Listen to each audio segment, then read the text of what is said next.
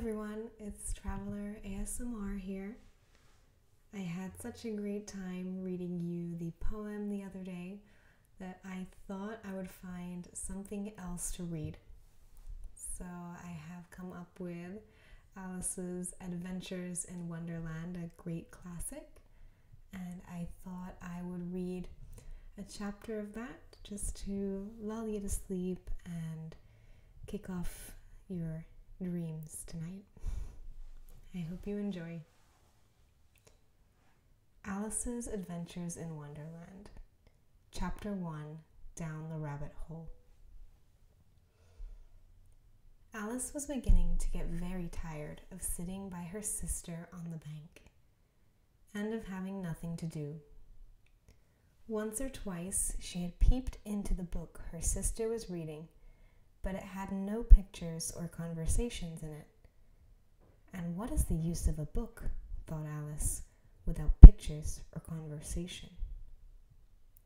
So she was considering in her own mind, as well as she could, for the hot day made her feel sleepy and stupid, whether the pleasure of making a daisy chain would be worth the trouble of getting up and picking the daisies. When suddenly, a white rabbit with pink eyes ran close by her. There was nothing so very remarkable in that, nor did Alice think it so very much out of the way to hear the rabbit say to itself, oh dear, I shall be late." When she thought it over afterwards, it occurred to her that she ought to have wondered at this, but at the time it all seemed quite natural. But when the rabbit actually took a watch out of its waistcoat pocket and looked at it and then hurried on, Alice started to her feet, for it flashed across her mind that she had never before seen a rabbit with either a waistcoat pocket or a watch to take out of it, and burning with curiosity, she ran across the field after it, and fortunately was just in time to see it pop down a large rabbit hole under the hedge. In another moment, down went Alice after it, never once considering how in the world she was going to get out again. The rabbit hole went straight on like a tunnel for some way, and then dipped suddenly down, so suddenly that Alice had not a moment to think about stopping herself before she found herself falling down a very deep well. Either the well was very deep, or she fell very slowly, for she had plenty of time as she went down to look about her and to wonder what was going to happen next. First, she tried to look down and make out what she was coming to, but it was too dark to see anything. Then she looked at the sides of the well and noticed that they were filled with cupboards and bookshelves. Here and there she saw maps and pictures hung upon pegs. She took down a jar from one of the shelves as she passed. It was labeled orange marmalade, but to her great disappointment it was empty. She did not like to drop the jar for fear of killing somebody, so managed to put it onto one of the cupboards as she fell past it. Well, thought Alice to herself, after such a fall as this, I shall think nothing of tumbling downstairs. How brave they'll all think me at home. Why, I wouldn't say anything about it, even if I fell off the top of the house, which was very likely true. Down, down, down. Would the fall never come to an end? I wonder how many miles I've fallen by this time, she said. I must be getting somewhere near the center of the earth. Let me see. That would be 4,000 miles down, I think. For you see, Alice had learnt several things of this sort in her lessons in the schoolroom, and though this was not a very good opportunity for showing off her knowledge, as there was no one to listen to her, still it was a good practice to say it over. Yes, that's about the right distance, but then I wonder what latitude or longitude I've got to go. Alice Alice had no idea what latitude was, or longitude either, but thought they were nice grand words to say. Presently, she began again. I wonder if I shall fall right through the earth. How funny it'll seem to come out among the people that walk with their heads downward. The antipathies, I think. She was rather glad there was no one listening at this time, as it didn't sound at all the right word. But I shall have to ask them what the name of the country is, you know. Please, ma'am, is this New Zealand or Australia? And she tried to curtsy as she spoke. Fancy curtsying as you're falling through the air. Do you think you could manage it? And what an ignorant little girl she'll think me for asking. No, it'll never do to ask. Perhaps I shall see it written up somewhere. Down, down, down. There was nothing else to do, so Alice soon began talking again. Dinah'll miss me very much tonight, I should think. Dinah was the cat. I hope they'll remember her saucer of milk at tea time. Dinah, my dear, I wish you were down here with me. There are no mice in the air, I'm afraid, but you might catch a bat, and that's very like a mouse, you know. But do cats eat bats, I wonder?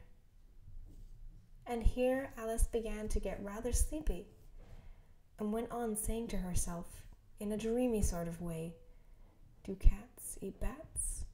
Do cats eat bats? And sometimes, do cats eat bats? Do bats eat cats? For as you see, as she couldn't answer either question, it didn't much matter which way she put it. She felt she was dozing off, and had just begun to dream that she was walking hand in hand with Dinah, and saying to her very earnestly, Now, Dinah, tell me the truth. Did you ever eat a bat? When suddenly, thump, thump, down she came upon a heap of sticks and dry leaves, and the fall was over. Alice was not hurt, and she jumped up onto her feet in a moment.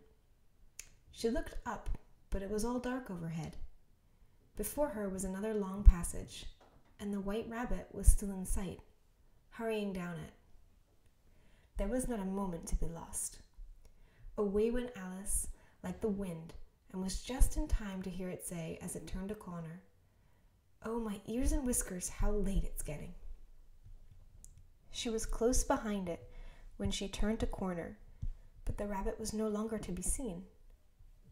She found herself in a long, narrow hallway, which was lit up by a row of lamps hanging from the roof. There were doors all around the hall, but they were all locked.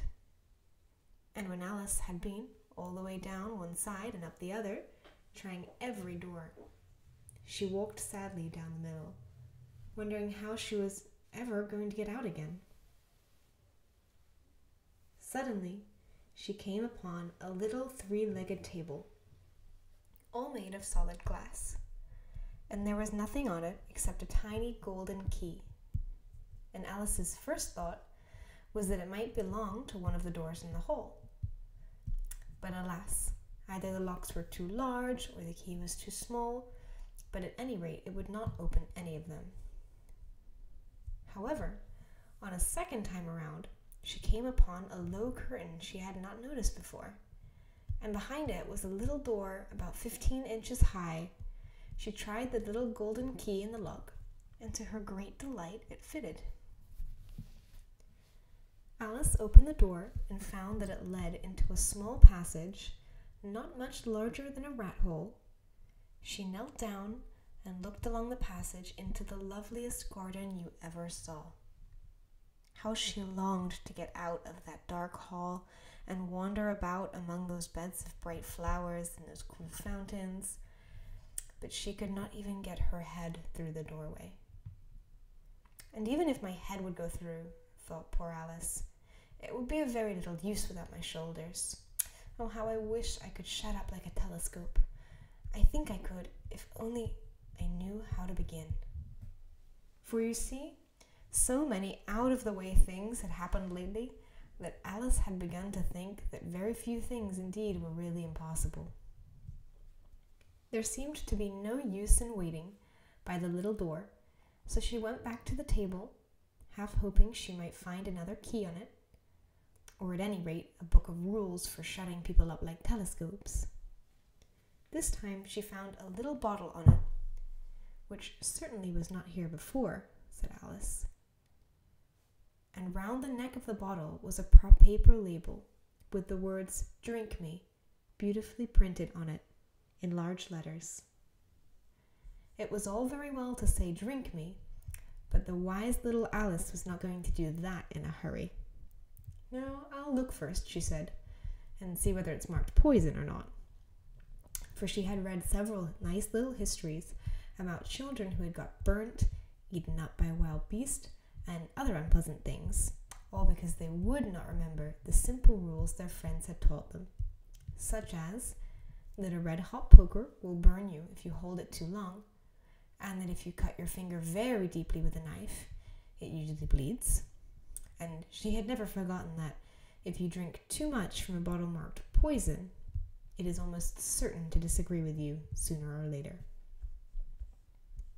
However, this bottle was not marked poison, so Alice ventured to taste it, and finding it very nice, it had, in fact, a sort of mixed flavor of cherry tart, custard, pineapple, roast turkey, toffee, and hot buttered toast. She very soon finished it off. "What a curious feeling," said Alice. "I must be shutting up like a telescope." And so it was indeed.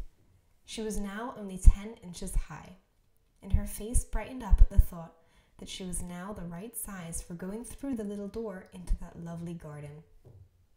First, however, she waited for a few minutes to see if she was going to shrink any further.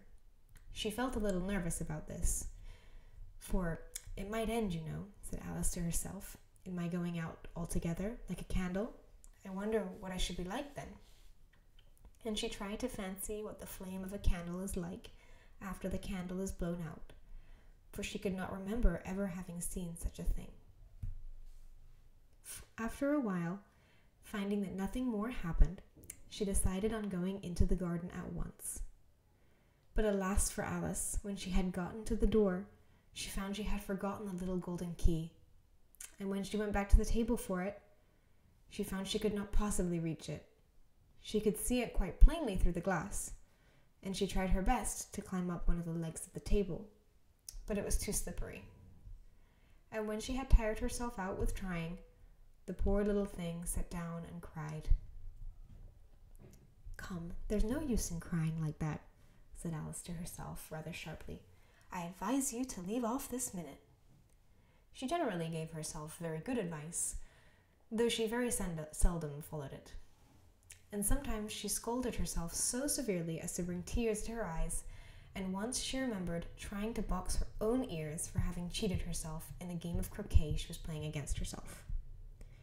For this curious child was very fond of pretending to be two people. But it's no use now, thought poor Alice, to pretend to be two people, where there's hardly enough of me left to make one respectable person. Soon her eye fell on a little glass box that was lying under the table. She opened it and found in a very small cake, on which the words "Eat me" were beautifully marked in currants. "Well, I'll eat it," said Alice, "and if it makes me grow larger, I can reach the key, and if it makes me grow smaller, I can creep under the door. So either way, I'll get into the garden and I don't care what happens." She ate a little bit and said anxiously to herself, which way, holding her hand on the top of her head to feel in which way it was growing. And she was quite surprised to find that she remained the same size. To be sure, this generally happens when one eats cake, but Alice had got so much into the way of expecting nothing but out-of-the-way things to happen that it seemed quite dull and stupid for life to go on the common way. So she set to work and very soon finished off the cake. Well, that's the end of chapter 1. If you would like me to read chapter 2 of this book, please feel free to like the video and then remember to subscribe so that you are notified if I do read chapter 2. I hope you have have really sweet dreams tonight. And I hope that this helped to relax you and send you off to bed relaxed, ready for some adventurous dreams, and ready to face tomorrow. Have a great night.